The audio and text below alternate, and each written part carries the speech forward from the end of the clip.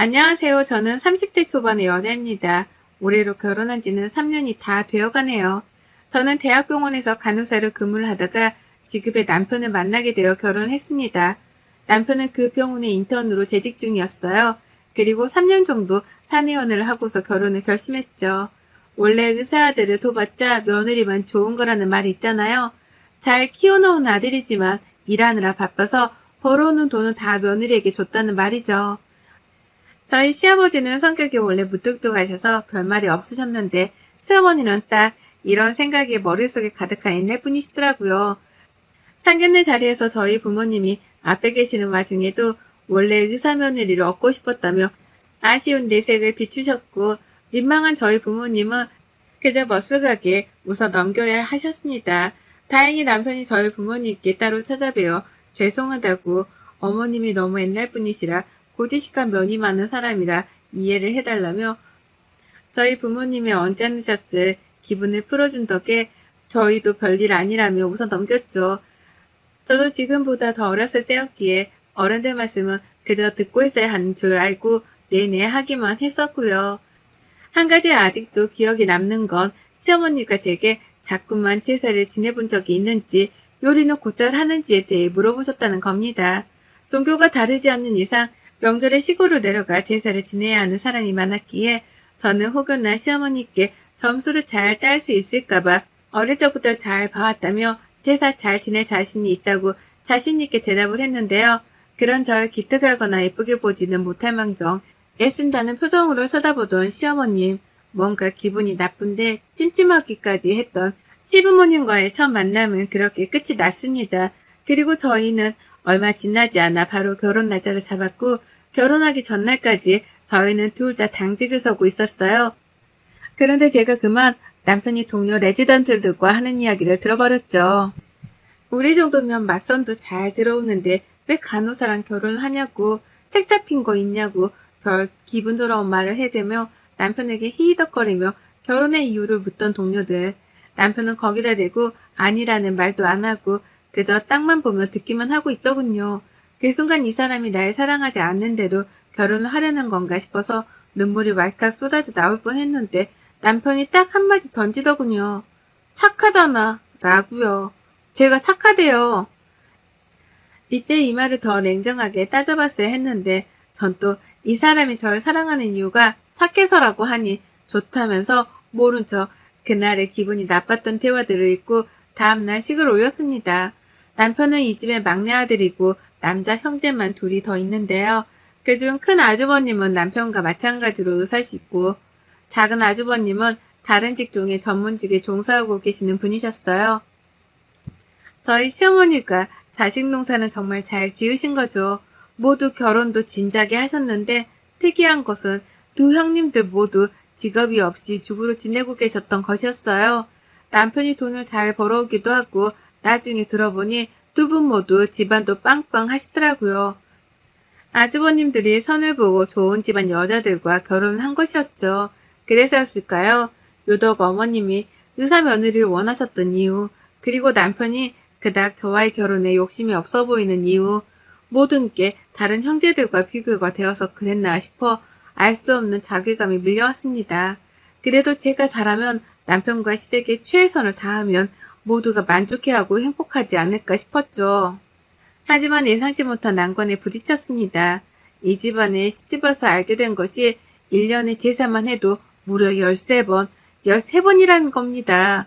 한 달에 한 번씩 하고도 한 번을 더 해야 하는 이 제사를 주부로 지내고 있는 다른 형님들은 손 하나 까딱하지 않고 저희 시어머니가 혼자 해오고 계셨는데요. 집안이 빵빵하고 사돈의 기에 눌려서 제사 한 번 시키는 시집살이를 시켜본 적이 없던 시어머니는 집안도 별볼 일 없고 남편이 일하는 직장에 간호사로 일하고 있다니 괜히 만만하셨는지 그 제사거리들을 모두 저한테 넘기신 겁니다. 어릴 적부터 엄마가 하신 걸 보기만 했지 저 혼자 도와주는 사람 하나 없이 나이 드신 시어머니 옆에서 그저 시키시는 대로 전 부치고 국 끓이고 또 과일이며 떡이며 남편이 제게 주는 생활비에서 나눠서 사기까지 해야 했던 어처구니 없는 임무가 막내 며느리인 제게 주어진 거죠. 저요? 간호사로 3교대 돌아가며 일하는 것만으로도 보람은 있지만 너무 힘들고 몸이 지쳤었는데 꼭 야간 근무를 선 다음 날이나 이제 막 근무를 마치고 돌아오자마자 제삿날이 다가오는 바람에 몸 한 번 제대로 쉬게 내버려 두지 못하고 곧장 제사 음식 사다가 몇 시간 동안 쭈그려 앉아 집안일을 해야 했습니다. 시어머님의 투정과 잔소리를 다 받아내는 건 당연한 것이었고요. 그 사이 다른 형님들이요. 너무나 태연하게 제사 준비가 다 마무리되어 갈 때쯤 되어서야 하나둘 도착을 했어요. 그리고는 언제나 그렇듯 오늘도 수고했다며 수고하셨다며 저와 어머니께 번갈아 인사를 하시고는 그제서야 두 팔 걷어 완성된 음식들을 나르며 일을 돕곤 했어요.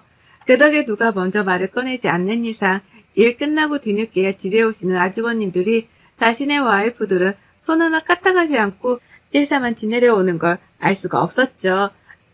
전 그렇게 남의 집 조상을 위한 상차림을 하는 이 짓거리를 무려 지난 3년간 해왔습니다.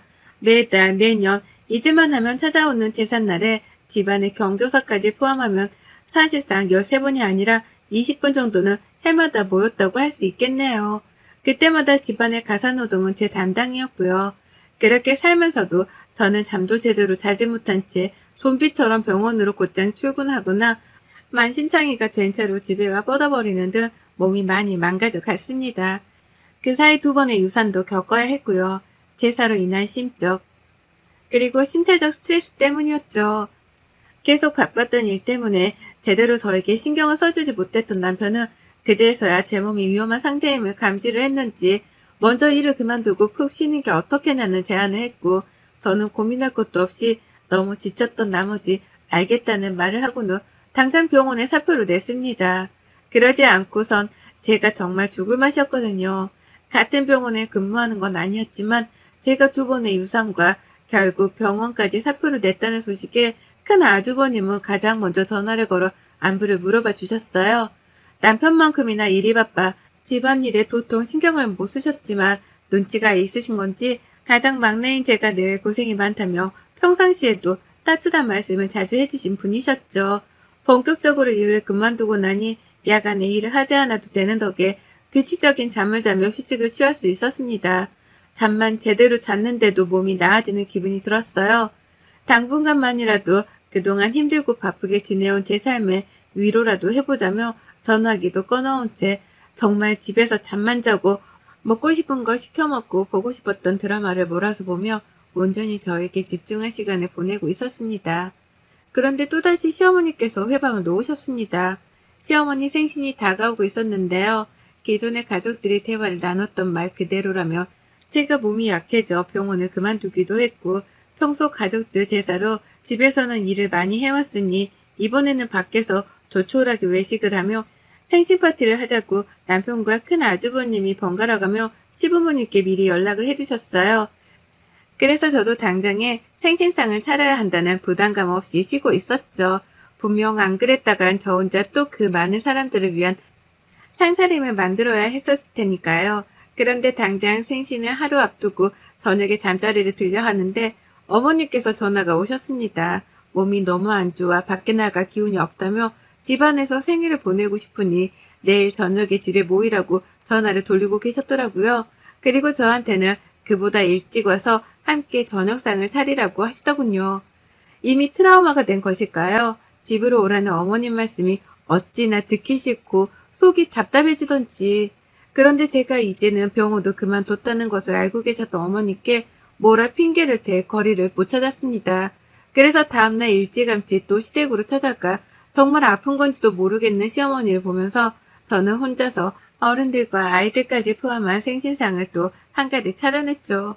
중간중간 제가 만든 음식들 간을 맞추고는 도로 안방으로 들어가시던 어머님, 그리고 그런 제가 안쓰러운지 옆에서 계속 돌아다니시며 수다를 나르시고 상을 닦으며 미안해 하시던 아버님. 왜 이렇게까지 종부리듯 저를 부려먹나 싶어서 약속된 시간이 다가갈수록 제 속은 울그락불그락 천불이 나기 시작했어요. 그리고 곧 큰 형님네, 작은 형님네 가족들이 하나둘 도착을 했습니다. 먼저와 상차림이 완성된 모습에 형님들은 놀라시더군요. 어제 어머님 전화로 형님들께는 먼저 와서 상 차리는 거 도와달라는 말을 한마디도 꺼내질 않으셨더라고요. 제사 때처럼 별말 없으시길래 생신상은 어떻게 차리나 싶어서 혹시 몰라 식당에서 포장해 왔다며 초밥 세트를 내밀던 작은 형님. 그 순간 저도 모르게 눈물이 왈칵 쏟아졌어요. 어떻게 며느리들이 다 같은 주부인데 지금까지 3교대하며 힘들게 일하다 이제 막 퇴직하고 휴식을 하고 있던 막내인 저한테 상을 차리라고 하고 다른 형님들께는 먼저 오라는 말씀 한 번 안 꺼내신 건지 너무한 거 아니냐며 아주버님들 다 계신 앞에서 저도 모르게 작은 형님께 건네받은 초밥 세트를 바닥에 던져버렸습니다. 그리고는 제가 너무 힘들어서 아이를 2번이나 유산한 거 알고 계시냐며 흘러내리는 눈물을 주체하지 못하고 꺼이꺼이 울었네요. 아이 유산에 대해선 전혀 모르고 계시던 시부모님은 적잖게 충격을 받은 표정이셨습니다. 본인이 저지른 짓 때문에 괜히 찔렸는지 시어머님은 별 시덥지 않은 소리를 해대며 저를 오히려 혼내기 시작하셨어요. 이젠 하다하다 일도 그만두고 집에서 편하게 쉬더니 팔자가 빈 거라며 원래 사람이 유산도 하고 임신도 하는 거라며 옛날에는 더 그랬다는 겁니다. 이제 보니 저희 시어머님은 그저 제가 못마땅하셨는데 일까지 그만두고 주부로 산다고 하니 샘통이 나서는 생일도 일부러 집에서 한다고 우기셨고 그 생일상을 온전히 저 혼자 또 차려내도록 만드신 것이었어요. 그동안 첫째, 둘째 며느리한테 못해보는 시어머니 노릇을 가장 만만하고 우스워 보이는 저한테만 하고 계셨던 겁니다. 원망스러워 시어머니를 노려보려는 그때 찰싹하는 소리와 함께 시어머니가 거실 바닥으로 미끄러져 넘어지셨어요. 듣다 화가 난 시아버지가 저를 대신해서 아들 며느리들 앞에서 시어머니의 뺨따구를 확 때려버리신 겁니다. 그만 좀 닥치라는 말과 함께 말입니다. 저를 포함한 모두가 놀래서 순간 집안에 정적이 감돌았어요. 그리고 때마침 밖에서 듣다 화가 나 한 소리 하려고 집으로 씩씩거리며 들어온 남편도 바닥에 쓰러져 있는 어머님을 보고는 눈을 굴리며 한숨을 푹 쉬었어요. 온 가족이 주저앉아 잘못한 줄은 여전히 모른 채 쪽팔려만 하고 있는 어머님을 바라보기만 한 채 아무도 부축해주지 않고 있었어요. 아기까지 잃어가며 시집살이 당해온 제게 미안했던 겁니다. 남편이 결국 가장 먼저 나서더군요. 엄마가 형수님도 어려워하니까 착한 우리 와이프한테서 시어머니 대접 받아보려고 싶어하는 것 같았다고. 그래서 치사한 줄 알지만 곧 끝나겠거니 하고 참았다고. 그런데 이건 너무하다며 저를 대신해 어머니께 화를 내더라고요. 이딴 의식이 다 무슨 소용이냐며 제가 차려놓은 생신상을 발로 차는 바람에 음식 담긴 그릇들이 상이 떨어져 바닥이 흥건해졌어요. 그러자 시아버님께서 다들 그만하라며 한 차례 더 소리를 지르셨습니다. 그리고는 이제 제사고 뭐고 다 필요 없으니 올 필요 없다며 저희를 다 내보내려 하셨어요. 그리고 마지막에 덧붙이신 한마디, 막내 애기가 다 준비해놓고 나서야 나몰라라 하다가 들어와 손만 거대던 며느리들도 이젠 필요 없다며 니들 둘은 다시는 우리 집에 얼씬도 하지 말라며 제가 결혼 후 처음으로 큰형님과 작은형님이 시부모님께 혼나는 것을 보게 되었습니다. 아버님의 한말을 뒤늦게 무슨 소리냐며 상황 파악을 하기 시작한 아주버님들. 그제서야 자신의 아내들이 제사상 한번 차려보지도 않고 마지막에 도착해 일을 거둔 척만 했다는 것을 알게 된 것입니다. 뒤늦게야 발 동동 구르며 바빠서 일이 생겨서 늦게 오게 된 것뿐이라며 변명을 늘어놓기 시작한 형님들. 저와 시어머니의 갈등으로 일어난 싸움에 졸지에 형님네 부부들 부부싸움이 일어나고야 말았습니다. 그래놓고 그동안 시댁에 제사가 많다며 늘 생색을 낸 거냐고 화내고 언성을 높이다가 결국 남편 따라 제가 차려놓은 생신상을 발로 걷어차기 시작한 큰 아주버님. 그 사이 남편은 저를 이 난장판 집구석에서 데리고 나와줬어요. 남편 손에 이끌려 시댁을 벗어나는 길이 어찌나 즐겁던지요. 저는 손 하나 까딱하질 않았는데 식구들이 서로 하나씩 터뜨리며 결국 덕분에 저는 이제 다시는 시댁에 갈 명분도 일도 없어졌습니다. 차를 타고 나서려는데 아주버님들이 달려 나오셨어요. 미안하다고 그동안 일이 바쁘다는 이유로 집안 사정을 몰랐다며 집안의 장손이 큰 아주버님은 유난히 얼굴을 들 면목이 없다며 제게 형님 목까지 미안하다는 말씀을 반복하셨습니다. 다음 날이 되어서도 큰 아주버님과 작은 아주버님은 형님들을 데리고 저희 집으로 찾아오셔서 또 함께 사과를 하셨습니다. 그간 혼자 고생이 많았다고 미안하다는 말과 함께 말입니다. 시어머니가 별로 시키는 것도 없고 간섭도 하질 않으니 그저 막내인 저도 그렇게 지내는 줄 알았다며 형님들도 자기 남편들 앞에서 잔뜩 겁을 먹고는 사과를 하시더군요. 어머님이요. 한참을 마지막 자존심을 세우려는 건지 전화 한 통 없으시다가 나중에 큰 형님의 말씀을 들어보니 지금 아버님과 각방을 쓰는 중이라 하더군요. 그리고 그달에 제삿날이 다가왔는데 시아버님이 시어머님께 혼자서 제사를 준비하라고 하시는 바람에 시어머님이 하다하다 큰 형님께 도와주러 올 수 있냐고 전화까지 했다더군요. 형님은 당연히 시아버지 핑계를 대며 오지 말라고 하셔서 당분간은 안 가겠다고 하며 전화를 끊어냈고요. 작은 형님도 마찬가지셨어요. 그래서일까요? 아까부터 자꾸 시어머니께 전화가 오고 있어요. 분명 받아봤자 제사를 지내야 하니 도와달라는 얘기를 하실 게 뻔해서 저는 계속해서 연락을 싣고 있습니다. 남편과도 이미 얘기가 오가 이제 다시는 아이를 가지고 잘 키워내며 우리 가정이 제대로 서기 전까지 절대로 시댁에 찾아가지 않기로 했습니다. 하지만 전 그 후에도 절대로 시댁에서 제사를 지내고픈 생각이 없네요. 비록 시어머니 생신상 차리느라 마지막까지 고된 노동을 하긴 했지만 아들들 발에 이리 치이고 저리 치이느라 난장판이 된 자기 생일상을 보며 시어머니는 얼마나 쪽팔리고 또 원통스러웠을지 노년에 자식 며느리 상 한 번 제대로 받지 못하고 늙어가게 생긴 시어머니께 사연을 통해 이 자리를 빌어 감사의 말씀을 전합니다. 3년의 개고생을 겪었지만 덕분에 남은 몇십 년의 결혼생활이 너무도 편해지게 되었습니다. 만수무강하시고 장례식 때나 봬요. 여러분의 생각은 댓글로 남겨주세요.